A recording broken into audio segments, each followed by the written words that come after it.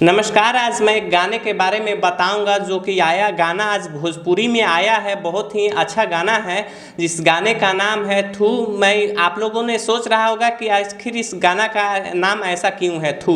तो इस गाने का पूरा आपको डिटेल बताएंगे। तो चलिए वीडियो में आगे बढ़ने से पहले चैनल पे जो लोग भी नए हैं तो चैनल को सब्सक्राइब कर दीजिएगा और बेल आइकन दबा दीजिएगा ताकि भोजपुरी की हर छोटी खबर आप तक पहुँचती रहे। तो चलिए मैं उस गाने के बारे में बताऊँगा जिस गाने का नाम है थू, जो कि अक्षरा सिंह जी ने गाई है। भोजपुरी की शेरनी कही जाती हैं। आखिर वो गाना कैसा है, अगर आप लोग गाना अभी तक नहीं सुने हैं तो जाइए मनी म्यूजिक पे गाना सुनिए और एक प्यारा सा कमेंट कीजिएगा कि गाना कैसा है। सुनने में आ रहा है कि अक्षरा सिंह इस गाने में कह रही हैं कि मैं जिसे भूल जाऊं उसको दोबारा अपने मुड़ कर नहीं देखती हैं।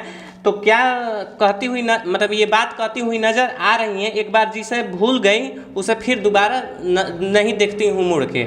तो कहीं ना कहीं इशारा पवन सिंह के ऊपर तो नहीं है।